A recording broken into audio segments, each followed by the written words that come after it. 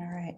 Hello and welcome. My name is Daphne Adler and I'm a counselor here at Los Altos High School. And I'm really happy to welcome you to our session on international student life and thriving abroad, which is part of our International University Month series through this month of October. I am going to introduce to you a wonderful panel of speakers from international universities, and they're going to have a conversation about a lot of topics around not the academic part of studying abroad, but all the other stuff, because you're going to be like living there for 3 to 4 years. And it's a really important slice of your life and an amazing opportunity to be abroad while you're in college and kind of experiencing your social life and cultural life in another country. So a lot of differences and just things to be aware of. So we're going to talk about some different topics and help students understand some of these things that they might not have thought of or might have questions about, and hear like some different perspectives. So I'm going to introduce to you our panel. Bear with me here. Okay, so we've got today Tim Pilkington from University of Essex in England in the UK. In fact, our panel today is very heavily UK, so we'll chime in on some other countries too. We have Kate Huseman from the American University of Rome in Italy, Jacqueline Jaraki from Aberystwyth University in Wales, UK, Kim Tritton from SOAS in England as well in the UK, and Ashley Monaghan from King's College London, also in the UK. All right, so we're going to go through some different topics. And first of all, really kind of an intro to the whole thing, like what kind of students are a good fit to study internationally? It's a really cool idea.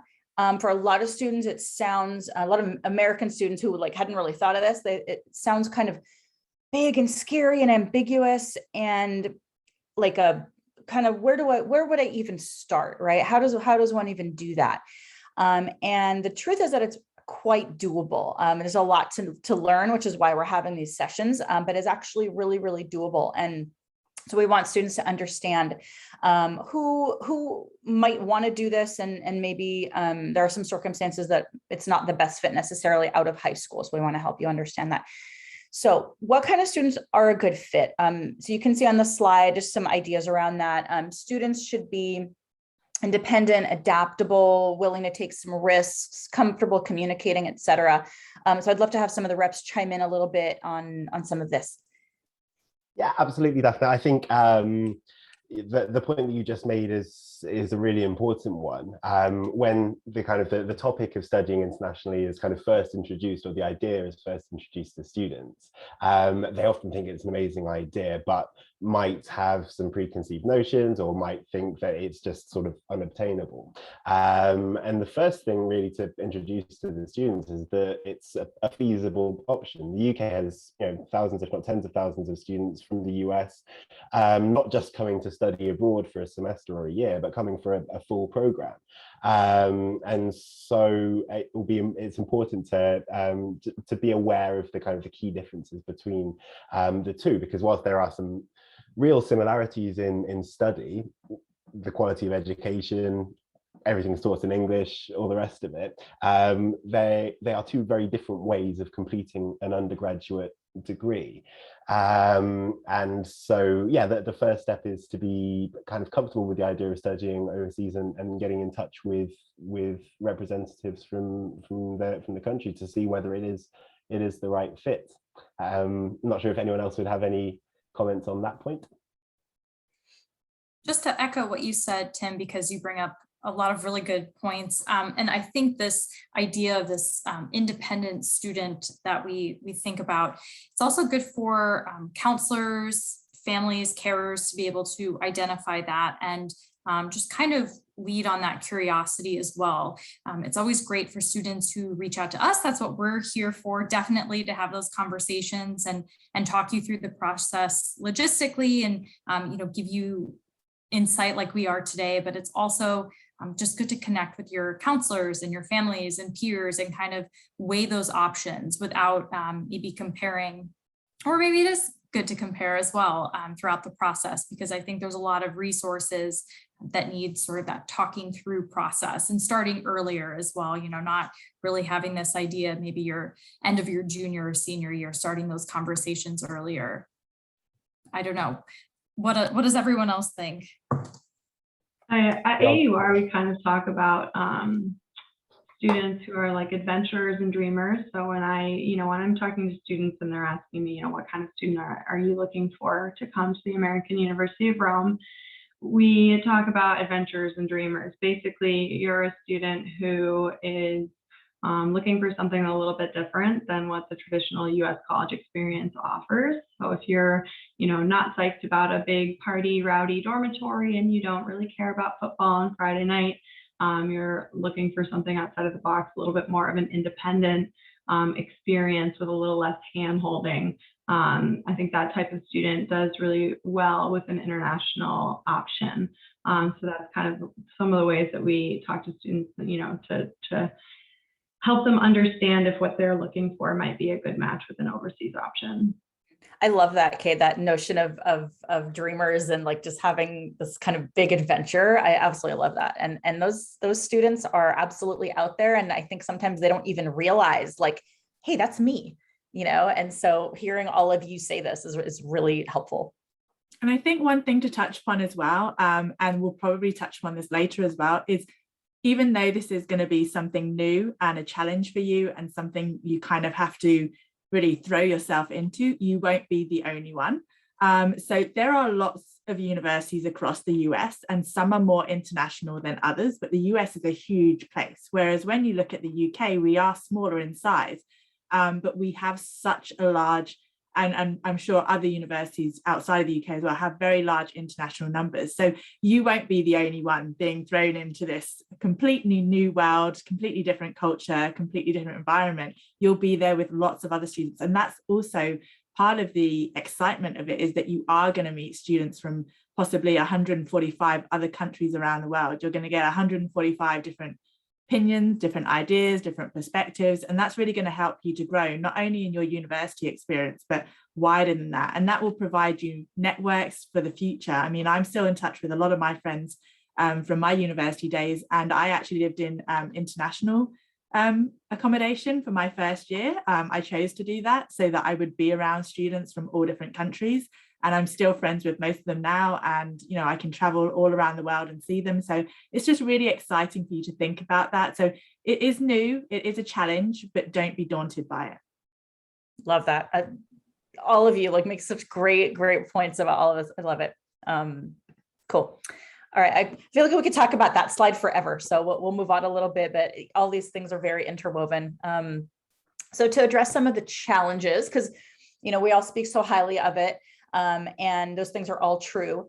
At the same time, there are some challenges in terms of being really far from home, being in a new culture with new language and currency and cultural norms and new food that maybe you've never seen before.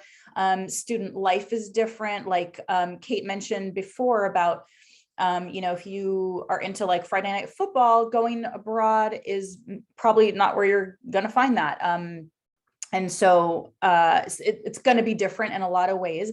And then there are some circumstances where it may not be the best right now. And that doesn't mean forever, but if you are struggling with a physical or mental health condition at the moment, need to be close to home, if navigating tough situations is difficult, or it's your first time away from parents and you're not too sure about that.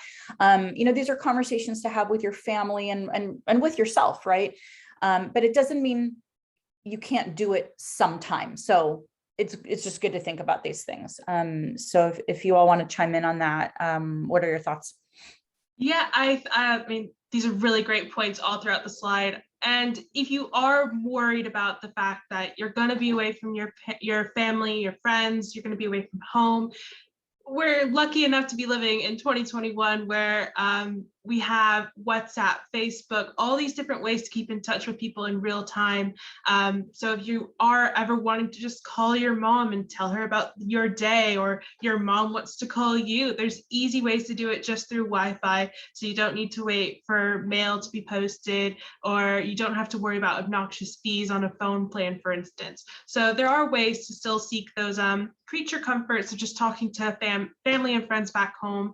And then if you are feeling really homesick and you do choose to come here, you are struggling with it, you could just find, I know a lot of places in the UK, they have American candy stores that sell Hershey's chocolate, and having something small like that, that's just a reminder of home, that can really help you get over some homesickness as well. Love that. Yep. And I do think it's true. I know we've got here like new language, currency, cultural norms and cuisines. And I know obviously there's a lot of choice of different places that you can study, but sometimes when students think the UK, they think, well, how different could it really be? It's going to be more or less the same, surely. What I would say in the UK is we do have a range of accents. So though it may not technically be a new language, it will be a new language in some respects. I think on today's panel, we actually have probably only the South represented in terms of accents, but there are quite a few, and I even have some trouble understanding a few people from different parts of the UK. So that will be something that you'll experience wherever you are. And also language in terms of just the words that we use. I know every time I'm speaking to students, I'll start off and I'll start talking about modules, and they'll be looking at me like I'm a crazy person. And then I'll be like, oh no, sorry, classes, because that's how we term it. Or if you think about terms versus semesters, that's the same thing for us. So we talk about term 1 and term 2 and term 3, and the students don't really understand what that is. And then I say, well, it's like semester 1, semester 2 and semester 3, and they're like, okay, completely got that. Yeah. And then currency wise, obviously you do have to get over the currency exchange, but I think in the UK as well, it's the things like tax. So I mean, this is probably a benefit to students coming from the US, but I moved over to the US a couple of years ago, and I had to rethink the way I was doing everything, because every time I picked up something in a store, I didn't factor in for the fact when I get to the cashier's desk, it's going to be a different price to what's on the price tag. So it's just things like that. I mean, sometimes it can seem like you'll look at it and you'll think that won't be something that will affect me, but it might be. So it's good to consider from the start. Yep. And if I could add a little something as well in terms of language. So the majority of our panel here is from the UK, and there's so much variation in terms of like micro cultures, and then also add in Ireland, right? So all that whole region is English speaking, but you still get this whole other culture, because in Ireland, it's very different. You might hear some Irish Gaelic spoken in certain regions. You might hear a little bit of Scottish Gaelic in Scotland, and in Wales, I mean, Welsh is like off the hook. I'm sure Jackie can speak to that. Welsh is so different than English, and so it's really neat because you actually can still learn some of those languages if you want that, but you always have the comfort of functioning in English, you know, at school and out and about. So it's kind of a neat situation. And of course, in Rome is different, and other places around the world, but just throwing that out there too. It's true. You learn a lot of slang, I think, when you come to the UK, and some students develop accents as well after a couple of years of staying in the UK. I guess it's important to note as well, with some other international options in Europe, some students might consider France or the Netherlands or Italy or whatever it might be, and there's a large number of institutions that do teach in English. So language itself, at least in your academics and your teaching, isn't going to be too much of a barrier. And yeah, I think on this slide, a lot of the challenges kind of would relate to students moving away from home anyway, regardless of whether they're staying in state or out of state. And UK universities are very well versed in looking after their students. As Kim had said earlier, it's a very normal thing for international students to be studying in the UK. So we have such a huge amount of support levels and networks for students in order to make them feel comfortable on campus and whilst they're developing their life in the UK. So I think that's an important point as well. Mm-hmm. And I just want to also highlight that if you are really wanting to study internationally and you are having doubts, you could reach out to any of the representatives from any of the universities, and they'll be more than happy to talk to you. They might have been former international students themselves.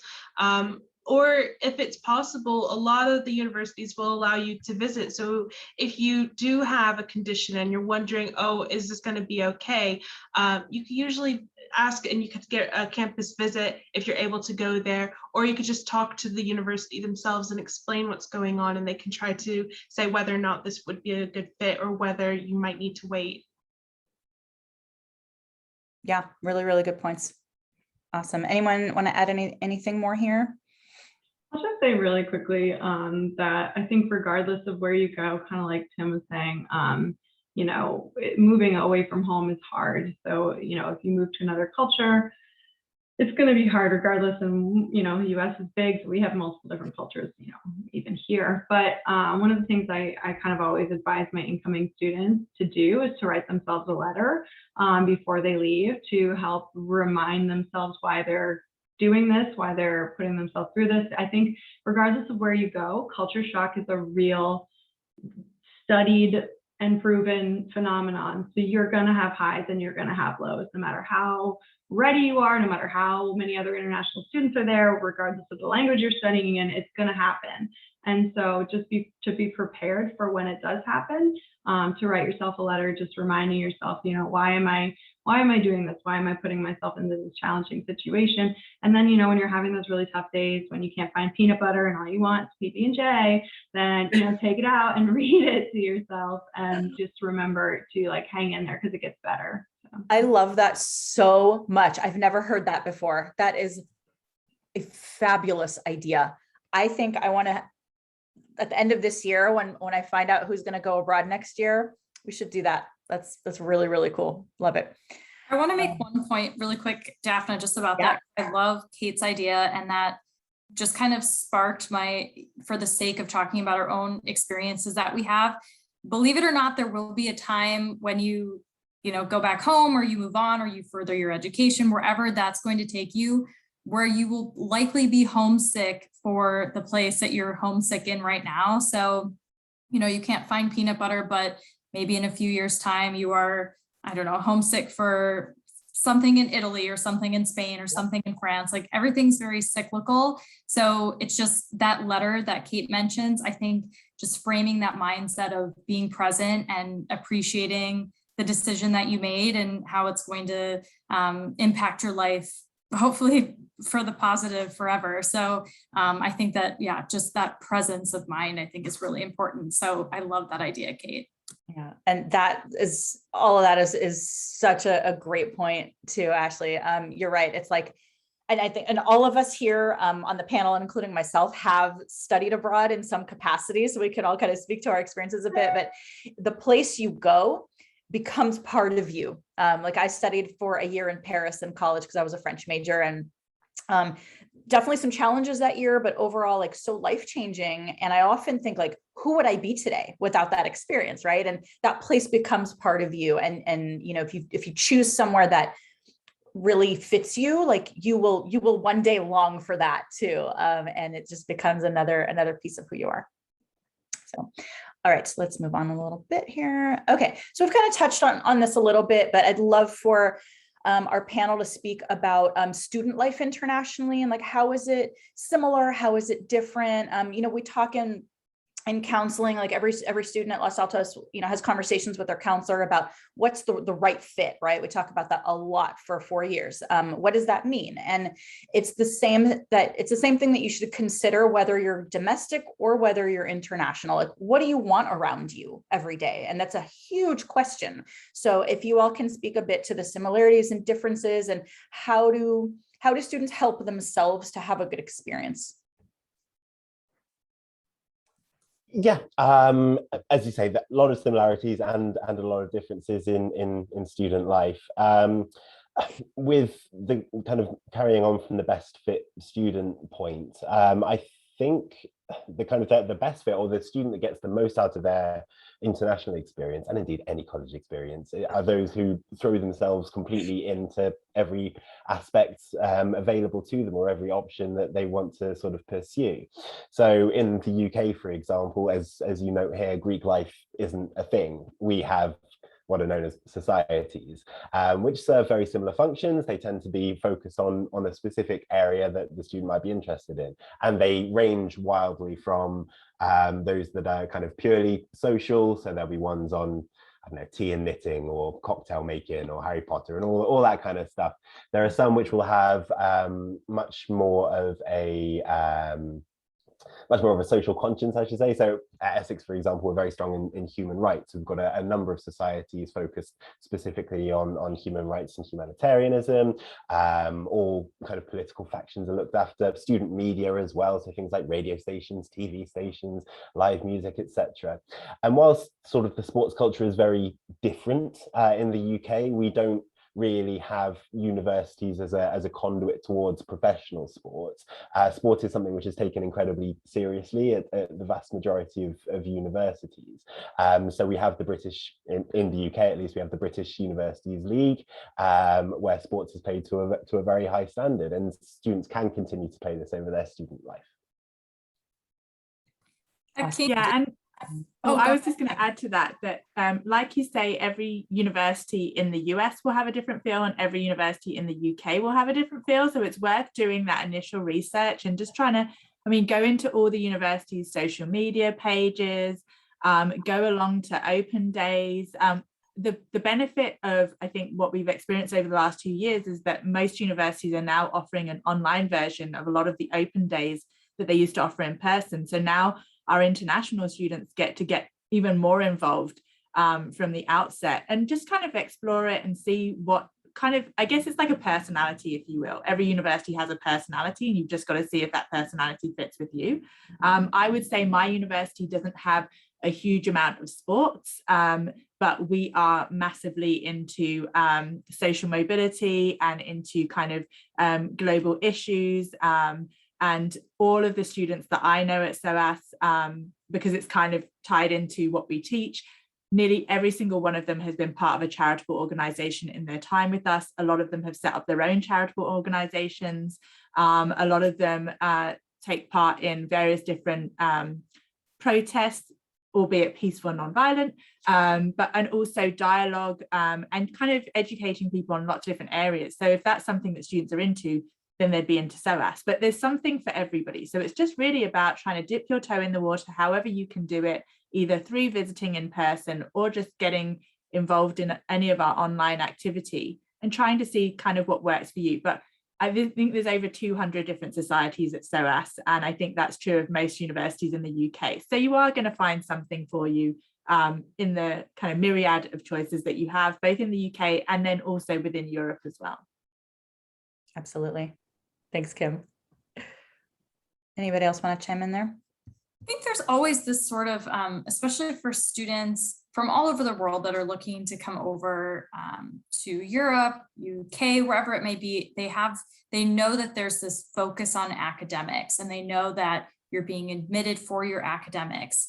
And a lot of students, when I'm speaking to them at the early stages, when they're, before they apply, things like that, they're very, they feel the need to ask only academic questions. And I would encourage students to ask questions, not just of us, but of other current students about social life, about what they're involved in, the best place to get Thai food near campus, like anything like that, because you are, the different campuses are going to have a very different feel, but also the cities that we're situated in are going to also have a very different feel. So getting that and not feeling shy about asking questions that aren't academic is really important. And then what I try to tell my King's students, or those who want to be King's students, is when you're enrolled and when you're part of our students union, we have a very active students union, look for something, because you do have to balance your academics, look for something that reminds you of home. So something that you participated in back at home, so you kind of have that network built in, and then something completely different that you don't have available to you back at home, some sort of academic society, volunteering, anything like that. So you kind of have, you can learn something new and expand your network, but you also have that slice of home with you that you can stay involved with, just as a balance. Yeah. Exactly. Just to carry on from one of the points you've made there, actually, is a really important one, is that there's no blanket one international student experience that every student has. It'll differ entirely depending on if you go to Italy or whether you go to the UK or Scotland or Wales or Ireland or whatever, and each university will be different, and each city where each university is located is going to be different. So, for example, London is constantly ranked as one of the best student cities in the world, if not the best student city in the world. A lot of the universities are city-based universities, so there's not one sort of campus experience that students have. They're integrated within city life in London, which is of appeal to a lot of students in the US. But we also have a number of campus universities like Essex. There are also collegiate universities as well. So Oxford and Cambridge students definitely will have heard of. And there are a fair few ancient universities in the UK where students will be studying in castles or having that, dare I say, Harry Potter experience, but a lot of us are at the 19th century and beyond. So each university will be able to offer things to students, and that's really important in decision making. It can get quite overwhelming, I think, when you're deciding not just what course you want to study, but what university you want to be studying at. And so investigating in detail, speaking with university representatives and current students as to what a university will be able to offer you independently is really important. Yeah, fantastic points, all of that. Yep. Thanks to all of you. All right. Okay. And that ties nicely into this as well, like broadening your horizons, right? So everyone's been speaking basically about this topic in different ways. Ashley was just saying it's not just your academics and your university, but it's your city, right? And so in the US, we have a variety of places. You might be in a big city like New York or LA or Chicago or wherever. You might be in a college town. You might be somewhere rural. You might be somewhere suburban. So there's a bit of that as well, throughout the world. And think about your experience in your city as your extended classroom. So for example, from when I was in Paris, I had to take an art class for a grad requirement, and I was like really not excited for that. And I was like, well, okay, I guess I might as well take that in Paris, right? And I took like a class about impressionist painters. It was mind-blowing. Like, it changed my life. We had class in the museums. I went to class in the Musée d'Orsay, and I had like Monet paintings, 5 inches from me. And instead of studying those on a slide in an auditorium, I got to actually see them in the museum. It was incredible. And then I became a museum person in Paris after that, because I was like, I want to go see this Monet over here and this Van Gogh over here. And then traveling in Europe, I could do that. And it was so cool. And, just speaking about like the schools represented here, at AUR, I was actually there in the summer taking a class, and the school is beautiful up on this hill. And then you walk down the hill and it's like, oh yeah, some 2,000-year-old ruins right there. No big whoop, right? And so it's like, it just kind of blows your mind when you think about that. And then like at Aberystwyth, it's this beautiful sweeping coastal Welsh town and has this incredible library. And so your experience really is not limited to your campus. Think about, what do you want to experience around you for those 4 years? It's like the college experience on steroids in the best possible way. And you can travel all over. And I'm talking a lot, so I'll let you guys talk. But I'd love to jump in just a little bit here, because this is such a big part of the American University of Rome is experiential learning, as you definitely had the opportunity to experience firsthand. But we're a fully US accredited institution, so kind of different from my colleagues here. We do mirror a US institution in so many ways. And so we bring experiential learning through all of our programs, because we believe that one of the best things about us is our location, you know, and we use Rome as our classroom. So we don't just encourage students to get out and do it on their own. We actually do it, you know, integrate that into our curriculum. Through our Gen Ed program, we have Roma Caput Mundi classes, which are classes that take place outside of campus in Rome, and students have a requirement to do at least 2 of them before graduating, as well as we do require 2 semesters of Italian. So we really do kind of make sure that students have a foundation of experiencing Italy, experiencing Rome, and we actually only hold classes Monday through Thursdays to give students 3-day weekends to kind of get out and, you know, experience Italy, Rome, EU. You know, that's a big part of coming abroad is being able to explore the culture. So we want to make sure that our students have ample time to do that.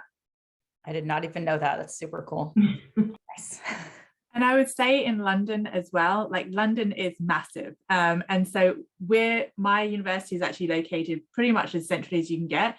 But I also usually advise my students, both those who are from the UK and those who are coming internationally. Obviously, in their first year, they tend to live in student halls, which tends to be very close to the campus, maybe a 5 to 10 minute walk away. But I normally say to them, in your second year, in your third year, try living in different parts of London for both those years. So move away from where the university is, hopefully not too far, maybe like a 25-minute commute on the tube or the overground, and just see a different part of London. Because London, if you're in East London, if you're in Central, if you're in West, if you're in North, it's like they're completely different cities within a city, if that makes sense. So I'm always like, just really try everything out. And then I would say traveling to new places. I mean, also when you look at size, when you compare size in the US to size in the UK, it's nothing. So, you know, I've had some students who I'll say, oh, you could take a train to Kent in the south in like 50 minutes. And they would really consider where they lived in the US, they would almost consider that being in the city. So many of them have said, look, I live 45 minutes from my university in the city that I live in, and I would still consider that being there. So it really is easy to travel across the UK. And then it's also really easy to travel across Europe from the UK as well. So our flights, like you put on here, are much cheaper, and it's really easy to do. So I encourage all of my students, obviously I want them to think about their studies, and obviously I want them to enjoy the campus itself, but I always say, as much as you can get out, do and explore the wider UK and also Europe. Absolutely. I'm also going to jump on that a little bit, because especially I know with the UK, but then hearing about AUR having those 3-day weekends is, you know, look at your course calendar. You might find that you have a longer spring break. So I know here at Aber, our break in the spring term, it's usually around 2 weeks. And so with that 2 weeks, you could easily go on a backpacking trip around Europe if you really wanted to. So there's a lot more time for you to go out and explore new areas. I know you could go even from, I think, London all the way up to Scotland. That's what, less than 5 hours. So it's really convenient to travel all around just the country that you might be studying in as well. I know a 5-hour trip in the US, you know, especially if you're in California or Texas, you're still in California or Texas by the end of that drive. So there's a lot more opportunity to go out and explore in a shorter amount of time. And one thing I do just want to touch on is experiencing the cultures to the full experience. You know, try those new things. If you're going to study in the UK, go to the pub and have a nice bangers and mash, which is sausage and mashed potatoes, basically. Try the cultural dishes, even if they might sound a bit odd or obscure and you're not sure on it. Go and try it. You'll most likely end up finding friends that are from the area or around the area, and they'll be really encouraging you to try it. And it's just something to say, okay, I've done it. If you liked it, that's great. You found out something new that you like. If you didn't like it, well, then you can still say that you've done it. So true. So true. Great. All right. We'll move on a little bit. All right. We're going to shift gears a little bit. All of that is such good stuff to think about. So thanks to all of you for sharing that. So we're going to switch over and talk about housing as we move towards the end of this presentation. This is something that is generally quite different than universities in the US, where most of the time students are in dormitory style residence halls with meal plans and are often sharing a single room with 1 or 2 or 3 people, which everywhere else in the world, they think it's a little crazy to do that. So if you all can talk about what is housing like in your countries, and this might be different in other parts of the world as well, but yeah, if you could speak to this a bit, that would be lovely. Yeah, I'm going to jump in first because I just had a really wonderful email exchange earlier this week about housing. So I know at least here in Wales and Aber, and I think it's fairly standard throughout most of the UK, is you'll end up having your own bedroom, and you might have something similar to a twin size American bed all the way up to a full size American bed. And it's depending on where you go to study, you might even get an option to have an en-suite room, which means you'll also have your own bathroom. Usually those are a bit more rare, but you might have to end up sharing, you'll have your own bedroom, but you'll have a flat or a house that you're sharing with around 5 to 8 other students, and you might share 2 to 3 bathrooms between you, but you will have your own kitchen. And a lot of universities in the UK, they might have meal plans, but they're not as common, or they don't give you as much in the US. So I know in the US, a lot of the times the universities will be like, you need to have a meal plan. That's not so much the case here, because you do have that fully equipped kitchen where you get fridge and freezer space, cabinet space, and you have the oven and toaster, and even get a kettle in the UK. So you really do get to learn to cook for yourself, and that's something that I think a lot of students in the UK, they're used to doing, and it's something that they come on campus prepared to do. They get their groceries, and whilst there will be places on the campus or even in town where you can get food, students still tend to cook for themselves, and that's something that I think is the biggest difference that I found when I came to study in the UK. Yeah, great. Yeah, and I was just going to jump on that. Sorry. Yeah. No, and I was just going to say, I had a similar experience. So I had a student a few years back who messaged me really kind of alarmed and said, I've just moved into my accommodation. They were from the US, and they said, there's a few problems. 1, I've been here a week and my roommate hasn't shown up, and 2, there's only 1 bed. And I was like, no, it's your bedroom, it's only for you. And they were like, but it's got a bathroom as well. And I was like, yeah, and that's your bathroom. And they just hadn't realized that when I said they would, because how we describe it is you're in your own room in a flat, or I guess a floor of other flats, and then you all share the shared kitchen. They just assumed that they would be sharing, and they thought that there was enough space in the room that there would be another bed. So 1, I think that probably tells you about space that you have in US dorms, and 2, just that mindset that you will be sharing with somebody else. I mean, they were really happy once I told them there was nobody joining them. And then I think with food, we do have a number of universities in the UK do have fully like full restaurant facilities available on campus, and lots of different eateries, and you can do a meal plan with them, but you don't have to. And again, I think one thing that kind of worries US students about that is maybe they've been grocery shopping before with their family, or maybe they've been grocery shopping before on their own and they found it quite expensive. I moved over to the US about 2 years ago, about 4 years ago now, and spent 2 years there. And I did think at first it was maybe that I didn't know where to shop because I found grocery shopping so expensive. But then I realized it didn't matter where I shopped, it just was more expensive than the UK. So I would say in the average in the UK, I mean, I spend about £30 a week, which would be about, I guess, just under $50. But that's everything from all of my food to all of my toiletries. It's fresh food, it's meat, it's veggies, it's everything. So I think compared to the US, it is really affordable to cook for yourself. And I think it's a really good skill for you to learn as a student. Plus it bonds you with the other students, because when I was in university, we used to take turns to cook for each other.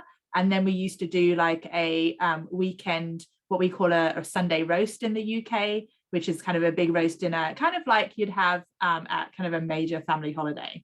But we all kind of took turns in preparing different dishes, and it was really nice. I love that. And by the way, we're going to have a whole workshop next week on Thursday. So it's October 14th at lunchtime about affordability. Because Kim, you brought up some really good points about cost of living. And for the most part, not only is tuition a fraction in the US, which we'll talk about in that presentation, but also cost of living almost everywhere is going to be cheaper than what students are used to, at least in the Bay Area. As we all know, it's like crazy expensive to live here, and students will find that almost everywhere it's cheaper. There are student discounts, things like that. And so we'll go into that next week as well in a lot more detail. So thanks for mentioning that, Kim.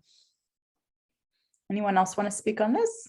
I just wanted to make one point about how, as international students, well, I'll start with this. If I had known that you had your own room going almost anywhere else in the world outside of the US, I guarantee that would have been enough of a selling point for me to just apply all over the place. But Right. alas, I did not know that. So keep promoting it. But what I was going to say was, I think as an international student, when you are studying anywhere else, Italy, UK, wherever it may be, I think a lot of American students think that for some reason, or just inherently, that their roommates are going to be American, or that their classmates are going to be American, and you're likely not going to have a flatmate that is American, or you're not going to be sharing space living with a lot of other Americans. So it's just another way to, as Kim was mentioning, just bond and, try out different cuisines and different cultures, because that's another bonding experience. And those are going to be the friends that you have after you graduate, and then you can go visit them wherever they're from as well. So it's a bonus. Absolutely. Yep. And one more point I want to make about that, and then we'll move on a bit, is when you have these flatmates who are often international, really wherever anyone's from, like you're all, 18 and 19-year-olds doing this for the first time, right? And for American students who are maybe not used to ever having cooked before or done laundry or grocery shopped on their own, this is a big growing up experience, like really fast, right? A lot of that is done for you at an American university because you've got dining halls and meal plans, and you have to do your laundry, but this is a much more independent experience. And some students may find that really super scary. And maybe some students have already been doing that at home, so it's not a big deal. But you can teach each other, right? You might find that with your flatmates, like you're going to have an arrangement of this person loves to cook, and this person is great at cleaning, and this person wants to do the shopping or whatever. And you kind of make an arrangement, or you take turns doing things. And it's a lot of negotiating and compromising and just learning how to get along and how to live together. And at the same time, you each have your own little corner that you get to go to at the end of the day, because you have your own room. So it's a lot of kind of learning how to be in the world as an adult, and you got to do that eventually. So it's a really great experience. And if you are interested in this abroad situation, but this piece sounds really scary to you, start now, practice now.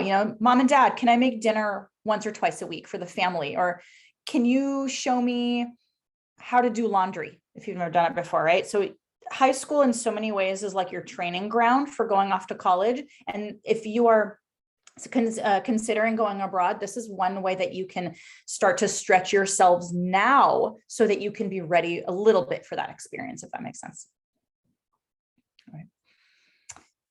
All right.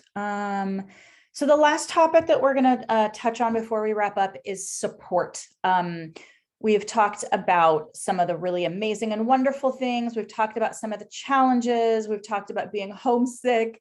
And we want you to know that when you take this leap to go abroad, we're not throwing you to the wolves where you're like, okay, bye, figure it out, right? There's so much support. And so I'd love for the reps to talk a little bit about what that looks like, and what do students do if they're struggling?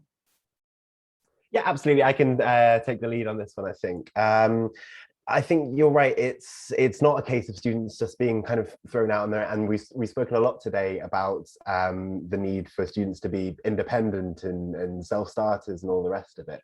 But that's not to say that the international experience isn't without, serious levels of support. And from the UK's perspective, the levels of support are multifaceted, and they start before the student gets to the university. So it starts really with ourselves as international representatives.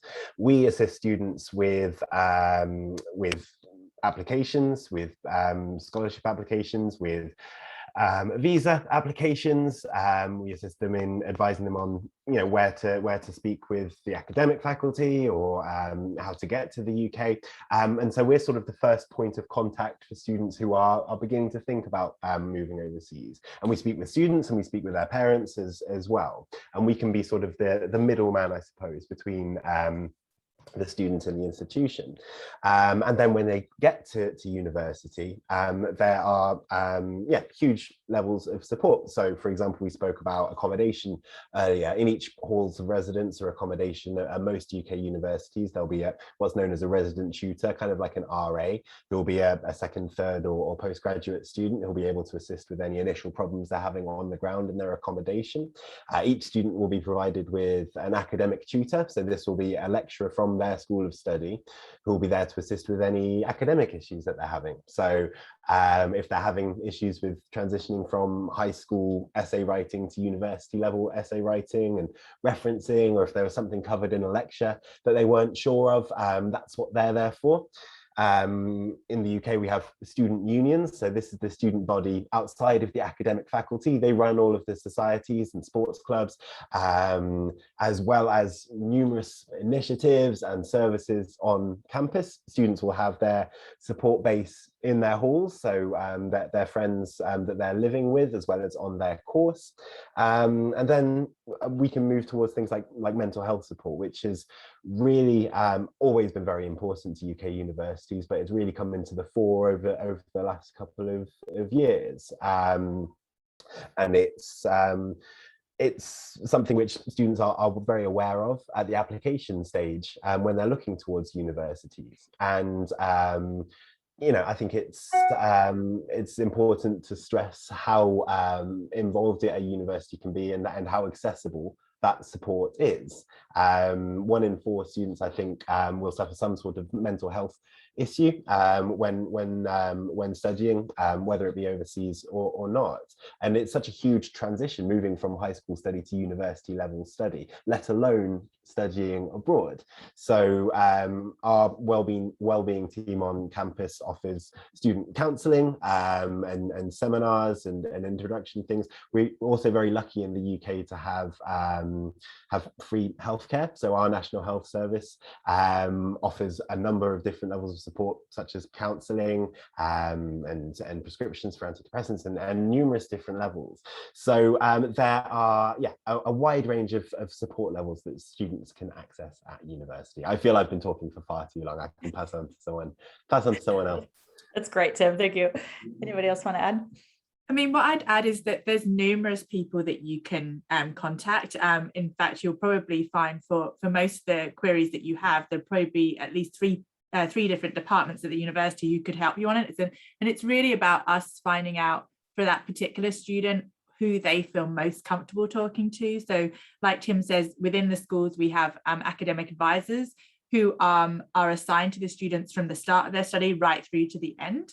But they may well find that one particular lecturer they feel they have more of a connection with, and they feel it's more easier to talk to, so they naturally gravitate to that person. So we have lecturers who will also have office hours that they can speak to students. And then, like Tim says, we have the wellbeing teams. The wellbeing teams really, what they can assist you with is quite wide ranging from any kind of issues that students have. And I think really interestingly to kind of identify as well as things like when we think about disabilities. I mean, students may come into the institution not knowing that they have a certain disability.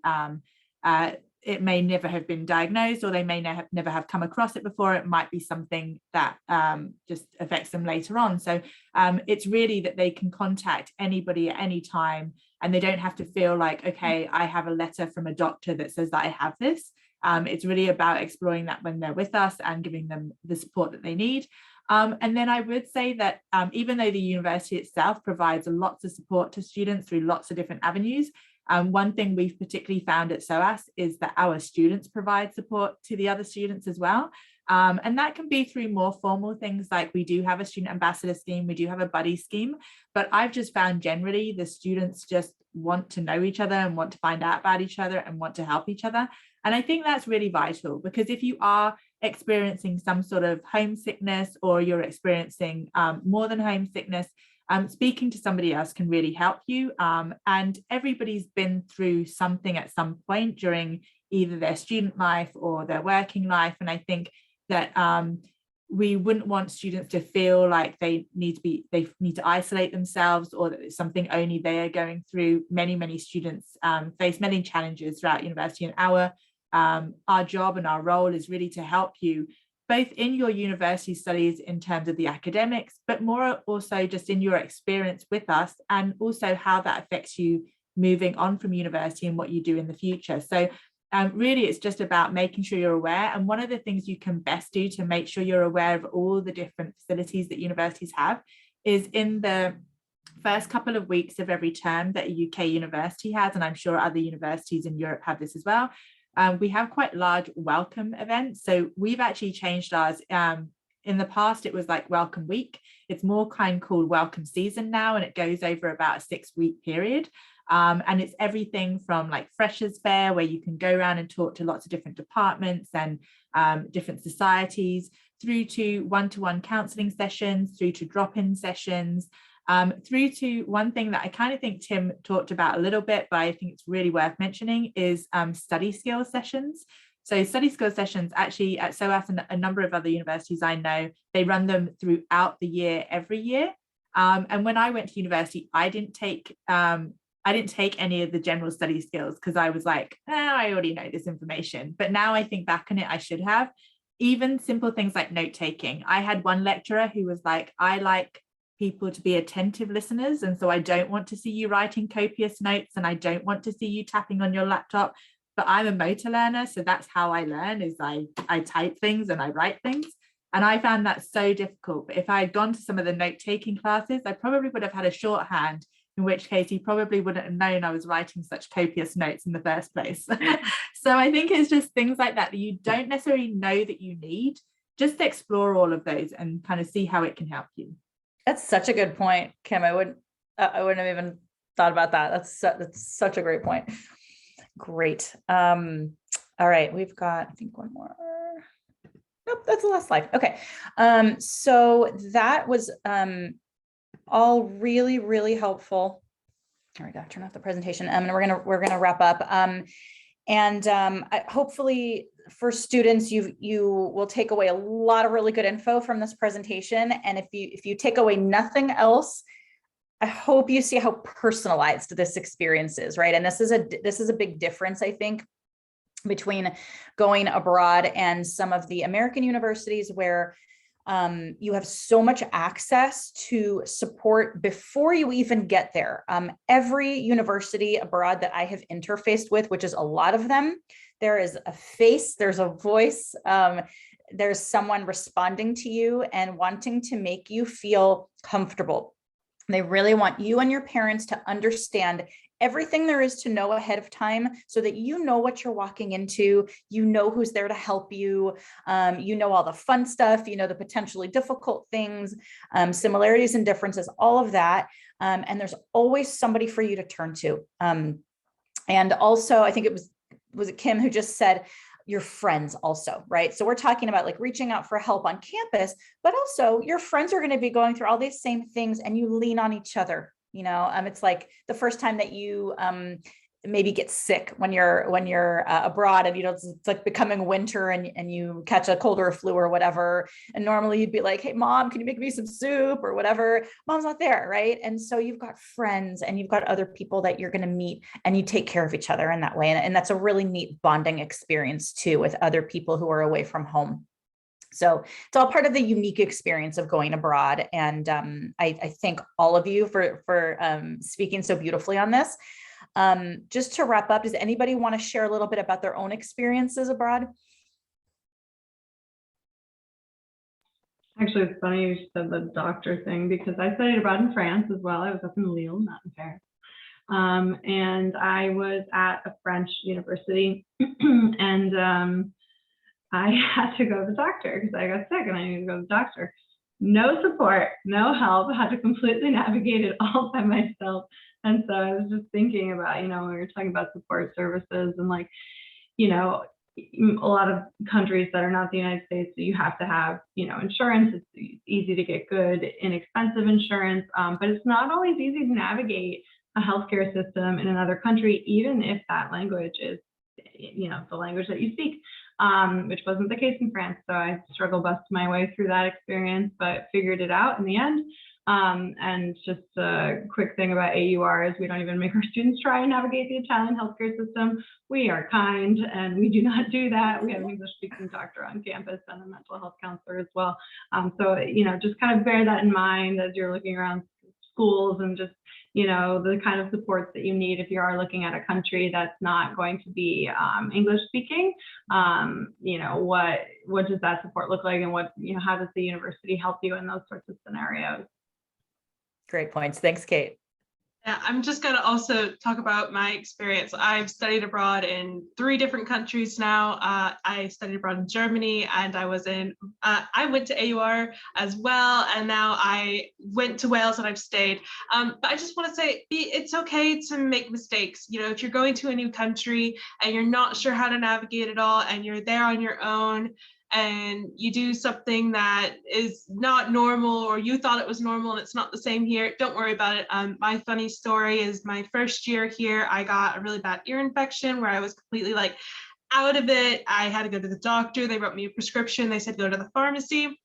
I did, and I sat there at the till for around 10 minutes waiting for the guy to come back after he's given me my medicine, and he turns around, he's like, what are you still doing here? I was like, I need to pay for my medicine. He's like, no, you don't, please leave. It's okay if you make mistakes. There's something you can laugh about later on, when you're sick and you just didn't understand the culture at the time. Yeah. Oh my gosh, poor thing.